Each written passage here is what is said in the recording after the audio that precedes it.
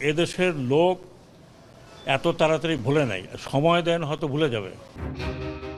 ৮ August অন্তর্বর্তী সরকারের প্রধান উপদেষ্টা এবং আরও ১৩ উপদেষ্টার সঙ্গে শপথ নেন ব্রিগেডিয়ার জেনারেল অবসরপ্রাপ্ত এম সাখাওয়াত হোসেন। স্বরাষ্ট্র উপদেষ্টা হওয়ার পর গত ১২ আগস্ট স্বরাষ্ট্র মন্ত্রণালয়ের সভাকক্ষে সাংবাদিকদের সঙ্গে কথা বলেন এম সাখাওয়াত হোসেন।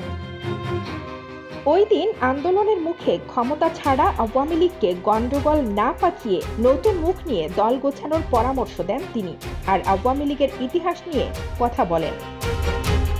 আরেক প্রশ্নের জবাবে এই উপদেষ্টা বলেন, আওয়ামী লীগকে বলবো এমন কিছু করবেন না যাতে জীবন বিপন্ন হয়। আপনারা রাজনৈতিক দল হিসেবে দলকে গুছিয়ে নিন, নির্বাচন হলে অংশ নিন। সেই সঙ্গে ভারতে থাকা সাবেক প্রধানমন্ত্রী শেখ হাসিনাকে দেশে ফেরার পরামর্শ দিয়ে সাখাওয়াত হোসেন বলেছিলেন, আপনি ভালো থাকেন, আবার আসেন, আমরা সবাই আপনাকে শ্রদ্ধা করি, কিন্তু গণ্ডগোল পাকানোর মানে হয় না, এতে লাভ হবে না, বরং লোকজন আরও ক্ষেপে উঠবে।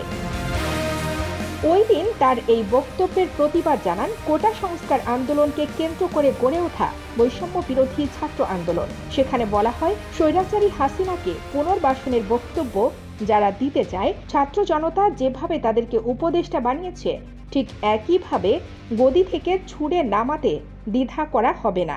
ওই রাতে এম সাখাওয়াত হোসেনের পদত্যাগের দাবিতে ঢাকায় বিক্ষোভ কর্মসূচি পালন করে বিএনপি। এসব ঘটনার পর চাপে পড়েন সাখাওয়াত হোসেন। তাকে উপদেষ্টা থেকে সরিয়ে দেওয়ার গুঞ্জন ওঠে।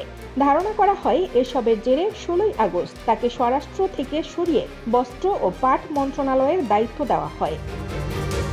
এদিকে আবার নতুন করে আলোচনায় এসেছেন এই উপদেষ্টা। প্রবাসী সাংবাদিক জুলকারনাইন শাহের গতকাল ফেসবুক পোস্টে নৌ পরিবহন উপদেষ্টাকে নিয়ে এক ফেসবুক পোস্ট দিয়েছেন।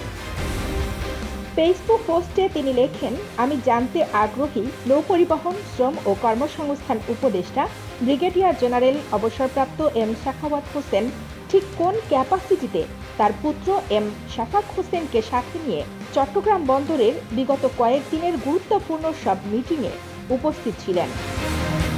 তিনি লেখেন, শুধু তাই নয়, সাখাওয়াত পুত্রকে বন্দরের ফান্ড থেকে ৩২,০০০ টাকা মূল্যের স্যুটের কাপড়ও উপহার হিসেবে দেয়া হয়েছে।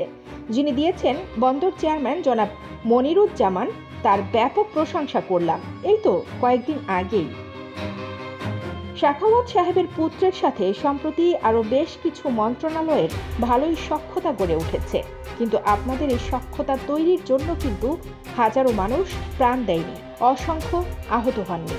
কোথা থেকে উড়ে এসে জুড়ে বসবেন, সাথে সরকারি জুস খাওয়া শুরু করবেন? এসব বন্ধ করুন। পোস্টটি দেওয়ার পর মুহূর্তেই তা ভাইরাল হয়ে যায়, আসতে থাকে অনেক রকম কমেন্ট। কানিজ ফাতেমা, নিপা, খবর সংযোগ।